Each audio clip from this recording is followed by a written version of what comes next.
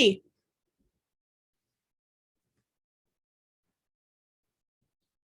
Can you hear me okay?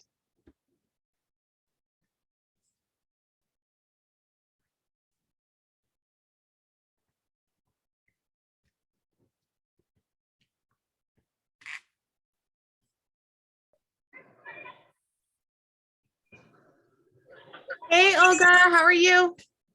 Hi, we're in a park. So I'll mute myself. Here. All right. Hi, Kimber. Hi. So nice to see you. So nice to see you too. Nice to meet you. Yeah. Well, we met in Annapolis a couple weeks. Yeah. But Yes. hi again. Yeah. Nice Hello to see again. you. All right. So we can go ahead and get started. I hope that you guys had a chance to see the introduction to homeschooling. So that was, here, let me put the link for that. So I'll put the link in the chat for you. That's the introduction to homeschooling. But this is basically just an opportunity for you to share if you have any questions at all that you would like to know about homeschooling.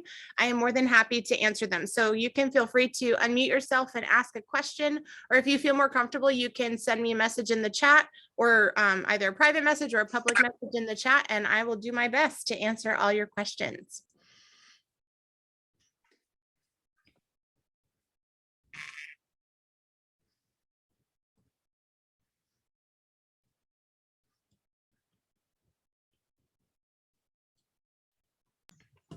Angela, if I may just start. So how do you go about teaching, multiple kids with this? With what? How are you going, like, some ideas, when you have multiple kids? How do that have a, different interests? Yeah. So whenever you have kids that have multiple different interests, there are a lot of ways that you can meet the needs of all those different kids. So sometimes it's nice for kids to kind of have their own time and space that they're able to work individually on things that are unique to them. But also I think it's good for kids to be exposed to a lot of different types of things like we had talked about earlier. The more experiences and the more opportunities that we give kids to be exposed to new opportunities, then they're able to figure out different things that they like. So juggling multiple kids is it can be challenging, especially if you have a lot of extra kids, but it's definitely doable. So you just need to make sure that you're looking for the individual interests of each child and then being able to supply them with resources that will meet their individual needs. Does that make sense? Yeah. So also, like, if you have, let's say, 2 or 3 years old. Mm-hmm.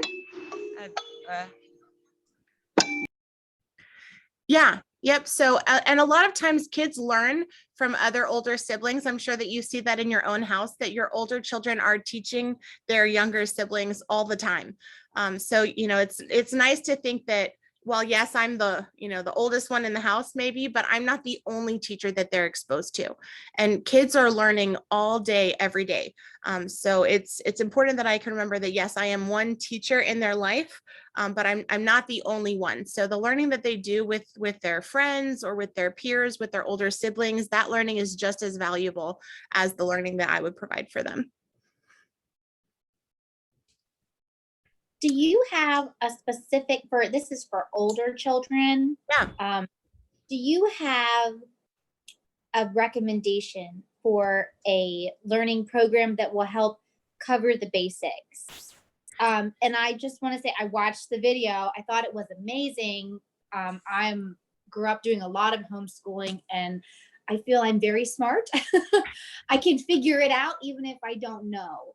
But yeah. I'd like to make sure my children are covered with the basics. Mm-hmm. Obviously their passions can guide this, but there's some math that, hey, good to know how to do this. So is there a program that you know of that you could recommend for that? Again, so with my family, we personally take an unschooling or a world schooling approach. So we don't use any particular curriculum. I have homeschooled other families and that have been looking for a more structured or traditional curriculum. And the one that I found that has tended to be the most rigorous is Keystone Online.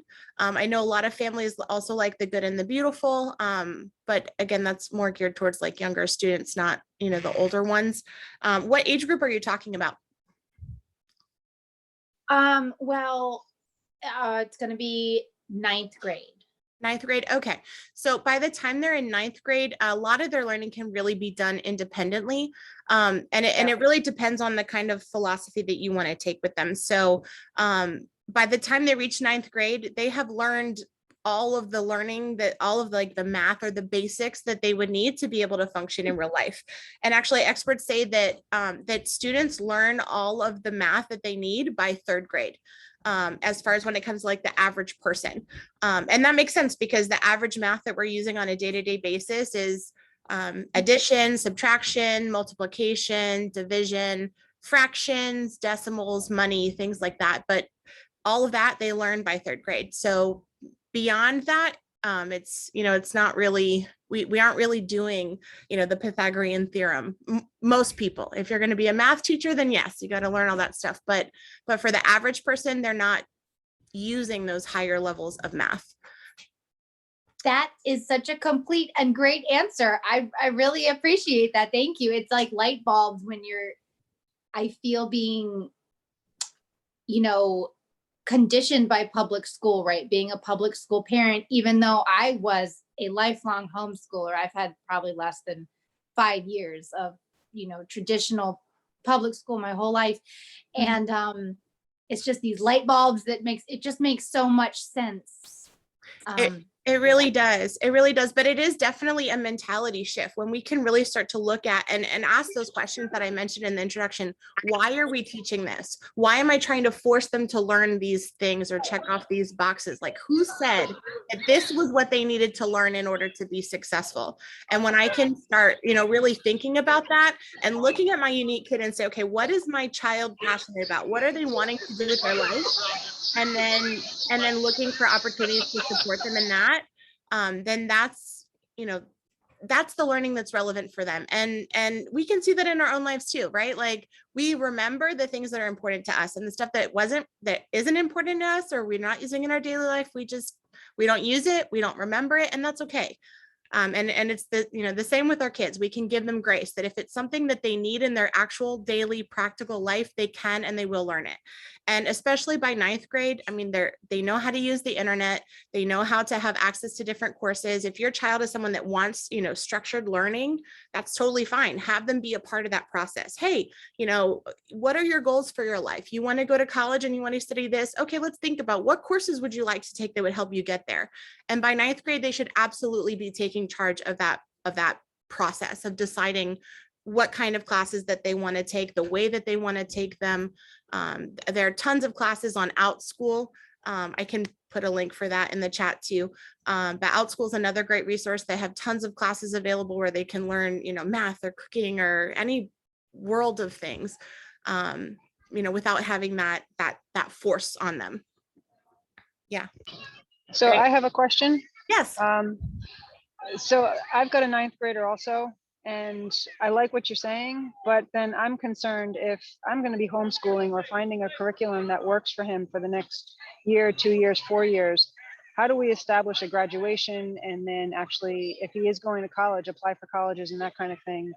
When right now I'm used to all of the school doing all of that stuff. And high schools are the only ones that submit their high school resume to colleges. Colleges don't even want to hear from parents.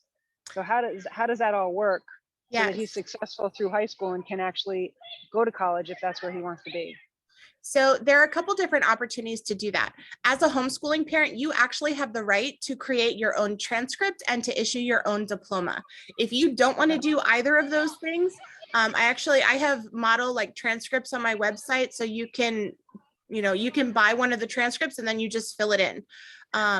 If you want to use a curriculum, you absolutely can. Like I mentioned, at the high school level, I found that Keystone Online was very comparable. It was a very rigorous and challenging program, and they are accredited. So they provide the courses, they provide the transcript. But if you're someone like me that I'm not planning to use a curriculum, I lean towards world schooling or life learning. Right. So with me, I don't need to, create a transcript in that sense. Right. And a lot of times people that are unschoolers, they tend to be very, very highly motivated because they've always been in charge of their own learning. No one else has been Right. forcing them or telling them, oh, you have to learn this. So unschoolers tend to be very highly motivated. Most of them end up doing something called dual enrollment. I know you said your child's in ninth grade, but when they get a little bit older, they can actually sign up for dual enrollment, which is really cool. They can take classes at a major discount, or actually a lot of them are free. And so if they're taking college level classes when they're 15 or 16, the college is going to be able to see, oh, he can do this work or she can do this college level work. Right. And so they already have those credits on their transcript and they can just pass them on. So it is very, very Gotcha. easy to be able to make that transition, especially as an unschooler, because people who are doing unschooling, they're the ones that are thinking outside of the box. They're problem solving. They're very much self-directed learners. And that's what I want for my kid. I want my child to love learning and to know how to learn for herself, rather than me being the one that's forcing and directing her learning where I think she needs to go. Right. Gotcha. Yeah. Thank you. You're welcome. I see Amy asked a question. How do we handle reading and mathematics with the unschooling approach? That is an awesome question. So when we look, that was a big concern that I had. I was a reading teacher for a long time. And I was worried, when I first started exploring unschooling, I thought, oh my gosh, how is my daughter ever going to learn how to read if I don't teach her? And so I just figured, I'm going to do this experiment and see. I see all these other unschoolers that are saying that kids are teaching themselves how to read. They're learning how to read on their own timetable. Some of them are learning at 4, some of them are learning at 10, and everywhere in between, and it's all okay. But it was intimidating for me. That was definitely something I was worried about. But I found that it really was true. My daughter is supposed to be in 2nd grade and she's reading chapter books and well above grade level, and I have never taught her to read. But we do modeling a lot of reading together. So we try to read every day. A trick that I did with reading, teaching her how to read, we put like subtitles on our TV all the time. So any way that you can incorporate reading into your daily life will help encourage their opportunities to learn how to read and how to teach themselves how to read. I would write her letters. We actually did a 2-way journal. So like a 2-way journal is basically where you have a journal with your child and you write letters back and forth. And so that's a great natural way to incorporate reading and writing. It's fun. You get to know each other a lot better. So I would write her a letter one day and she would write a letter back the next day. And so a 2-way journal is a great way to build that relationship and encourage natural reading and writing. With math, same thing. You want to look at what are the opportunities that they're going to actually use their math in real life and try to create opportunities for them to do that. So in the video I mentioned about budgeting and going to the grocery store and things like that, having them use money rather than just sitting and doing a worksheet. Like if it's not useful in their real life, then they don't need to know it yet. And that's okay. When they get to the point that they're like, oh, I want to learn how to do this higher level math, they're going to be motivated to do it, which means it's going to take a lot less time and a lot less headache. And I am all about having like as the least amount of stress in my life as possible. Amy, did that answer your question?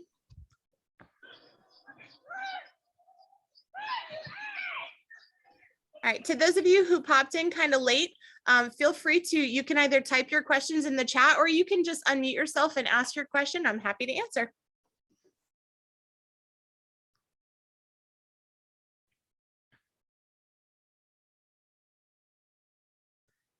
Awesome, thank you. Okay. Great. Did anyone else have any other questions? Yes, I have a question. Awesome. Do you need to build a portfolio? Just in case you wanted to transition back to school. That depends. So if you are getting your supervision through the county, then you will have to maintain a portfolio. I did not want to deal with the county. I did not want to deal with maintaining a portfolio. All of that to me just felt super stressful and overwhelming. And I was like, I don't want to deal with any of that. So I actually went with an umbrella. It cost me $50 a year and I did not have to keep any portfolio at all. When you transition back to public school, they don't require you to show anything. They're not looking at your portfolio. So you can just transition back. They just go by age. So whatever your age your child is, that's the grade that they're going to be in. Awesome. Thank you. Yeah, you're welcome. Question. Along those lines, do you keep any data for yourself? Or do you keep anything just for yourself of what your kids are learning, or even just notes like testimonies? I do, but in a different way. So because I'm a teacher, I kind of like, I know, the different reading levels. There'll be times like I will have her, read a leveled book just so I can kind of see what her reading level is, but I'm not giving her a pop quiz. I'm not making her, do worksheets or things like that. She does occasionally do worksheets. So sometimes they'll say, she'll say, I want to play school. And so she'll get worksheets out and she'll do them because she's playing school with her dolls or whatever. So I'm able to see her doing, things in that sense. But at the end of the day, like, learning is so much bigger than what this box that we tried to fit it in of like, you're in this level or this grade or whatever. And I think when we can start to really see our kids as unique individuals and they're not ahead or behind of anybody else, like my daughter is just my daughter and she is wherever she is, and that is okay. And I can take her where she is and every day trust that she's learning more, she's growing more. And I'm sure you see that with your kids too. Who they are today is not who they were 3 years ago. And they're naturally learning and growing all day, every day, even without you having to kind of force and manipulate their learning. So if you want to assess them, you can. But for me, I really wanted to make sure that my daughter viewed all of life as learning and not this worksheet or this workbook, like that is what learning is. And I see that in a lot of my public school students. They think that learning is what they do in that textbook or what they're doing in that classroom, and they can't see all of life as learning or all of the learning that they're doing as valuable, if that makes sense. So yes, I mean, I kind of do because I'm a teacher and I know how to assess her, but I'm not, do this worksheet now and so I can test you. Yeah, it really makes sense. I really do that. They need it through the connections, and they're not really making a lot of connections during like rote learning. So. Oh, sorry, I couldn't understand. Could you repeat that? Oh, I agree with you. Thank you for explaining. Yeah, you're welcome. All right. Anyone else have any questions?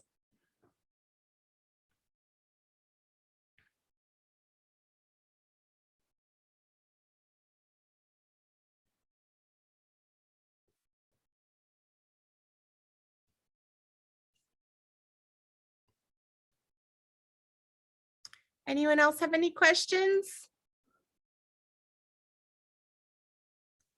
And again, you can feel free to unmute and ask, or you can type a question in the chat. Whatever works best for you is totally fine.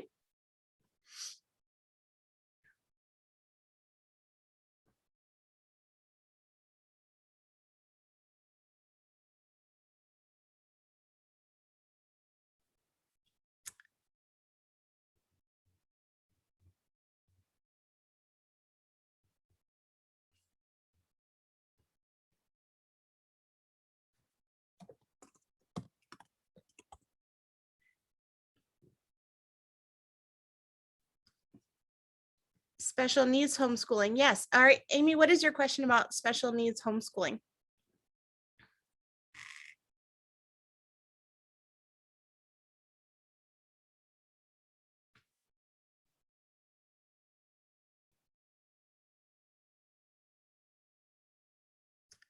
That is a great question. So again, dyslexia, that is definitely challenging. I actually have a program that I use that teaches typing. I'm sorry, it teaches reading and spelling through typing on the computer. And I have found that that has been so helpful with my students that have dyslexia. because it is helping them to make connections, like different connections in their brain, because they're connecting the letters with the letters that are on the keyboard. So it's incorporating not just the visual part or the auditory part, but also that kinesthetic part that is really helpful for students that have dyslexia.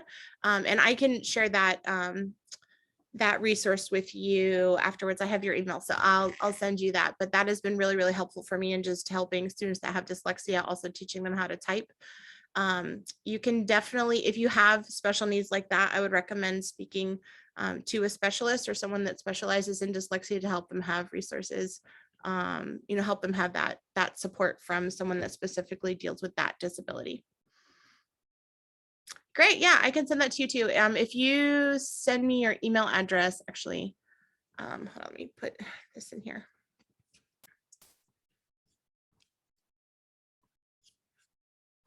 All right, so I'm going to drop my form in the chat. So if you would like, oh, I'll send it to everyone. Yeah, if you would like that resource, please feel free to put your email in the chat, or if there are any other resources that I mentioned tonight that you would like to have a copy of or would like help with, whether that be transcripts. I can point you to where you can download transcripts that you can use for your homeschooling, diplomas that you can use that I've created, that you're welcome to take them and tailor them to meet your needs or your child's needs. Feel free to drop your information in the form there and I will send that to you. Okay, any other questions?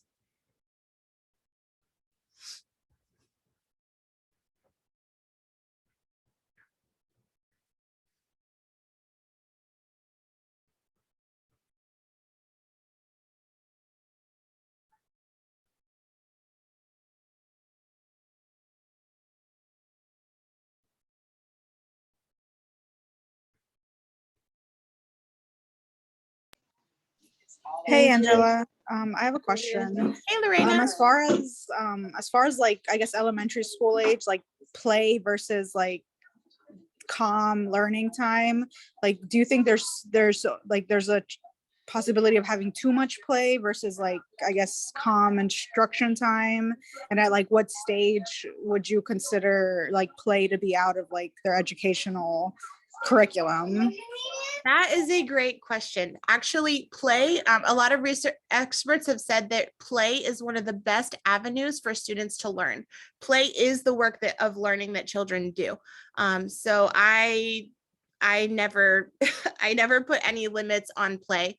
And the fact is that students learn best what they're learning with joy and when they're having fun. So we look at all of the things that they're learning through play. They're learning collaboration, they're learning sharing, they're learning problem solving, they're learning how to effectively communicate, they're learning how to move their bodies in different ways, they're learning small motor skills, big motor, large motor skills. There's so many different things that students or the kids learn through play. And even for ourselves as adults, think about what you like to do for fun. Would you want someone to say, oh, you have to like limit what you do, for fun? No, like you want to have as many opportunities to have fun and enjoy your life as possible. And I think that we have that freedom that we can give that to our kids, that they can have fun and they can enjoy their lives. And through play, I would encourage you to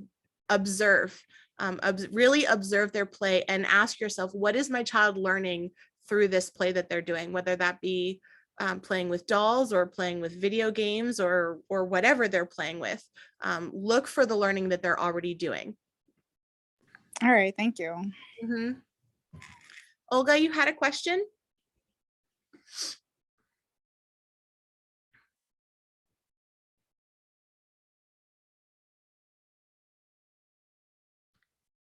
Olga, did you have a question?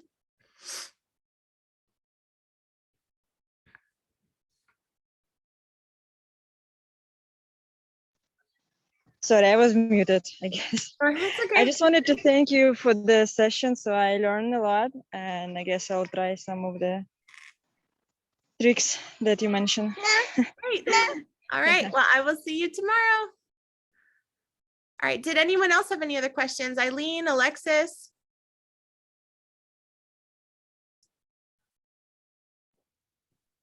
Hi, it's Alexis. Hi, Alexis. I was just like, I'm really on the fence about homeschooling because I pretty much, probably like everyone else, have just had it and am so frustrated with the public school system.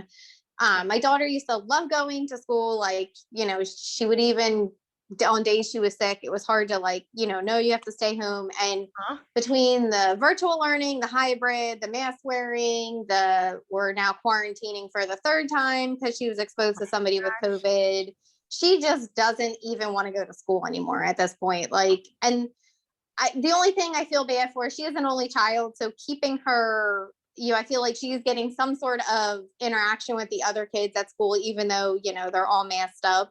Yeah. Like, what would, like, I don't even know how to phrase my question. How would you go about trying to figure out, like, trying the whole homeschooling and seeing if it is like the best avenue for you? Because I feel like we're just going down the same path. And I'm like, I feel like the rest of this year is just going to be her getting sent home again, you know, like, oh, she was exposed to somebody who's quarantined. Now she's got to stay home for X amount of days till, like, I feel like I'm going to be homeschooling her anyway. So at this point, you know, why not try?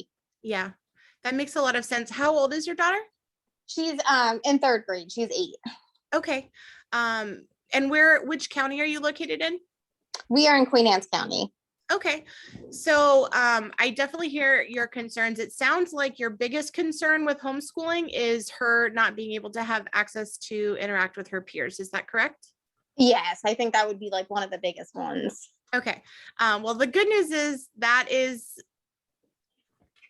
should not be a concern at all. Although I understand that it is. Our homeschool community in Maryland is amazing. And I guarantee if you were to go on Facebook and type in Queen Anne homeschooling or Maryland homeschoolers, you will see so many different groups of homeschoolers. And I see people post in there all the time that will say, hey, I'm located here. I'm looking for other homeschoolers in my area, and they just find each other. Personally, we actually work with a homeschool co-op that does in-person meetings, and that has been so wonderful for us because we've had the freedom to be able to meet in person all last year and actually this year too. We're not required to wear masks or anything like that. So it has been like this little oasis where we can get together with other people and have that social interaction, be able to build relationships, not just for my daughter, but for me too. You know, as a homeschool mom, I want to be able to connect with other moms that are doing this, and we're really, you know, forming our own communities. It definitely does take time and effort, but I can tell that that should not be an issue for you because it's something that is important to you. So if creating those opportunities for your daughter to interact with others is something that's important for you, you will absolutely do it.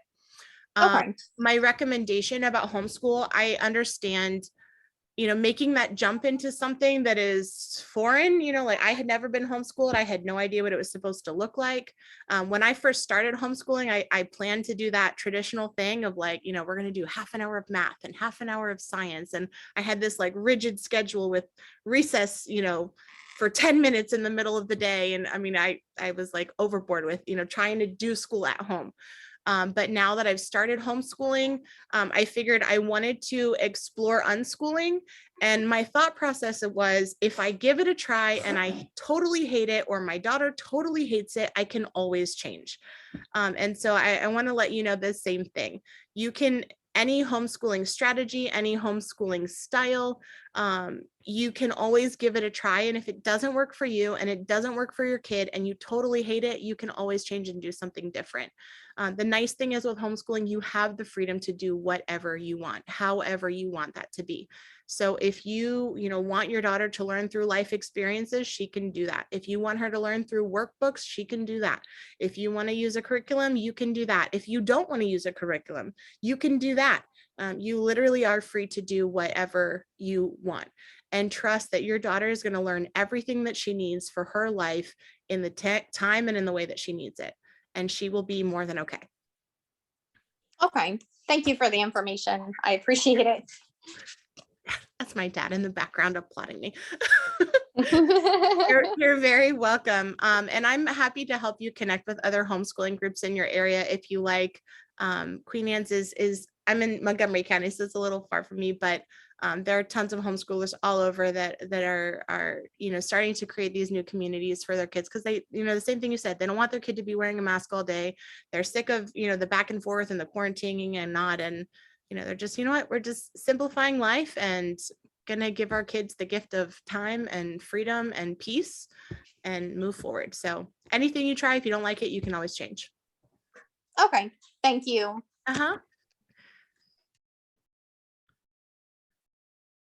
Anyone else? Any other questions?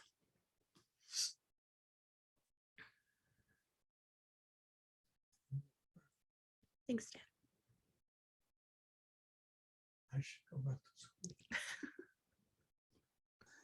Hi, yeah, I don't have any questions, but I wanted to follow up with what you said to the lady. I myself too, I'm a new homeschooler mom, and same reason with, I don't know, most of you, the reason I'm taking this route because of how the public school system has been treating the kids, and I don't want to mask her. And I was very nervous coming into this. But this has been my second day homeschooling. I visited a center, and it was great. I'm doing some academic stuff at home, as far as math and reading, because my child is only 8 years old. So I feel that it's important that she should be able to read and do, basic math that we all need. And I find some programs online, which is pretty good for those subjects. And I think that, a lot of us are very scared going into this, but from what I've have seen so far, I think that it's worth the shot. And like Angela said, you can always change your style, because in Maryland, it's pretty flexible. The rules for homeschooling compared to other states is pretty, easy to me to just be compliant with the state regulation as far as for homeschooling goes. So it leaves us a lot of flexibility to design, how we want to educate our kids. And so I want everyone to feel that there are a growing community out there for homeschooling, and it's not hard to find somebody in your area that are like-minded and probably, wanting to take this route as well. So we are out there.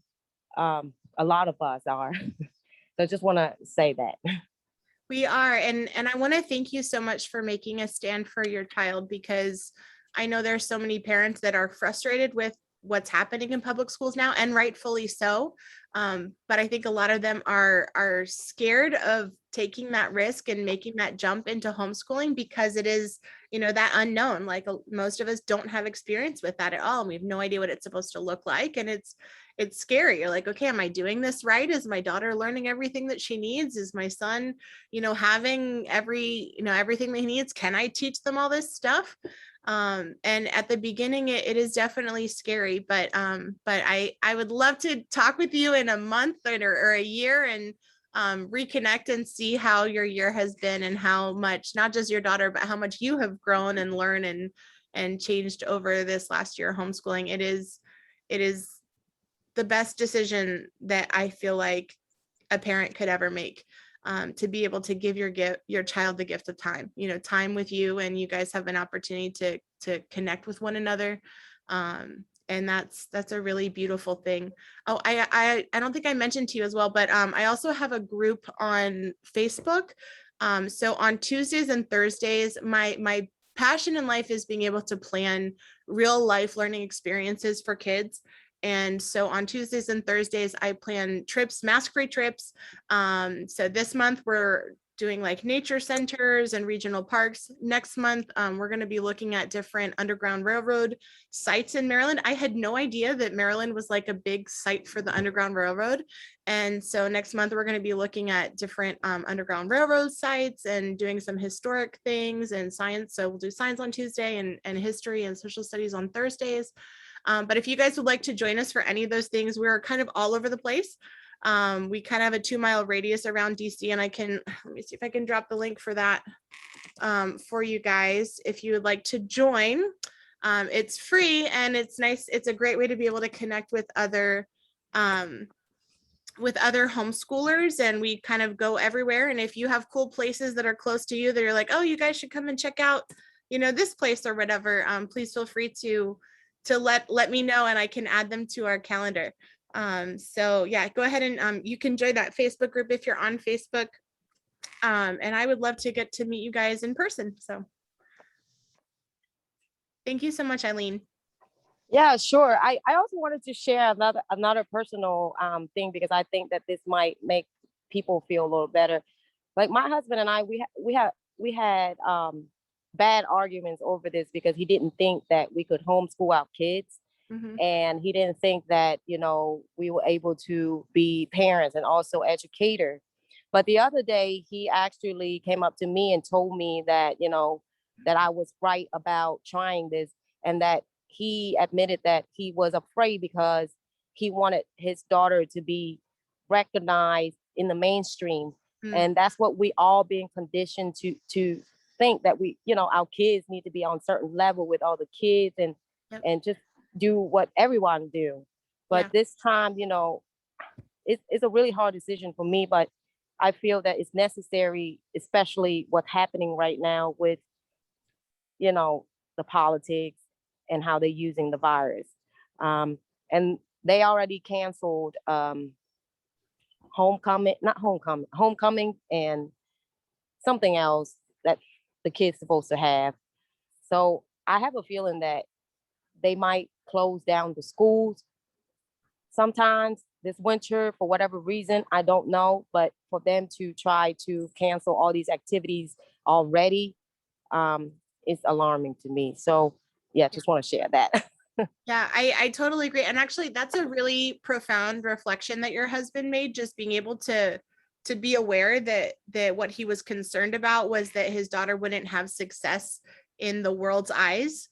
Yeah. And I think that's a really important thing to reflect on. Like, even for me myself, that was one of my biggest hurdles too, because obviously, I'm a teacher. I love education. I love school. I'm good at it. I have a master's.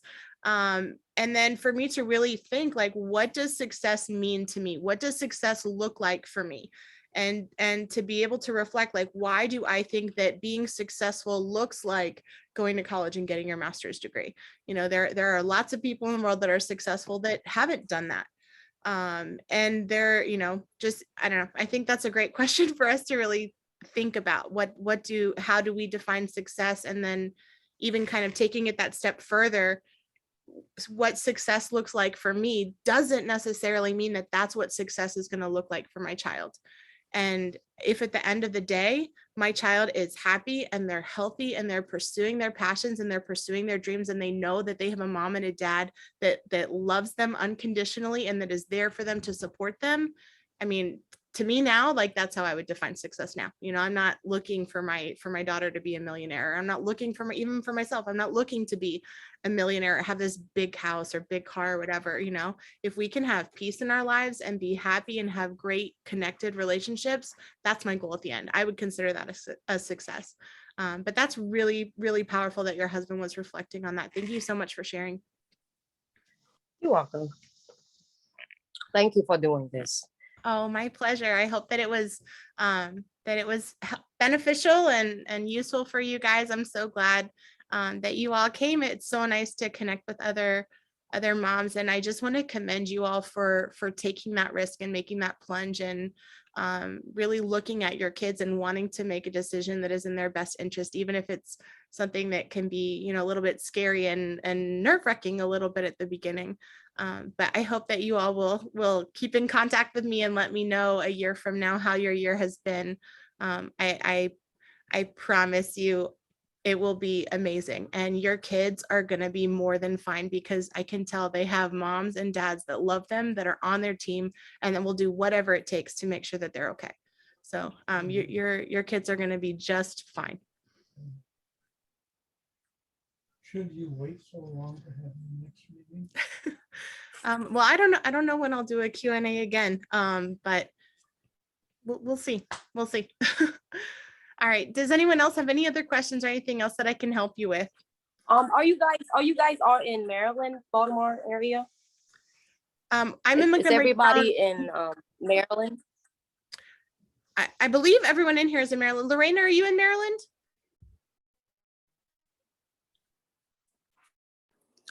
Oh, yes, I'm in Maryland. Okay, which county are you in? I'm in Montgomery County. Oh, cool. Okay. Yeah, so I'm in Montgomery County. I think Alexa said she's in Queen Anne's. Amy's also Montgomery County. I think Olga's in Montgomery County too. But actually the homeschool group that we go to is in Catonsville. So it is very, very close to Baltimore. And we do a lot of meetups and stuff that are in the Baltimore area. So if you are in Baltimore, I'm sure we will see you around.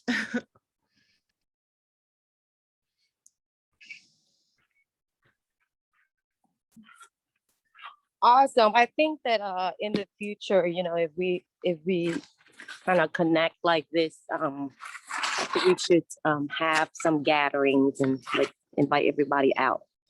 That would be awesome. Even if you're not, you know, at a center or anything, if you're just doing homeschooling, there's going to be events and meetups for, you know, homeschoolers, because like I said, there's a growing community for this, and there's going to be a lot going on in the future. Yeah. Catering to the homeschooling community. Yes. Yeah. So, I mean, if you want to, you know, set up some meetup or something like that, I'm more than happy to share that, you know, with my network of people. I know there are so many, I've really spent this last year connecting with a lot of different moms, especially homeschooling moms, that are wanting to be able to have meetups and start to build that new community of homeschoolers, you know, that we can have these, you know, these relationships, and not just for our kids, but, you know, just like I was saying, for us as moms, it's so important for us as moms to be able to connect with other moms that know how we feel and that are on the same page with us about masks and all that stuff. So yeah, it's, if you set something up, let me know and I will make sure that I can spread the word. Sure. And this is EJ, by the way. Oh, okay. I thought so, but I wasn't sure. I didn't want to call you and have it not be you.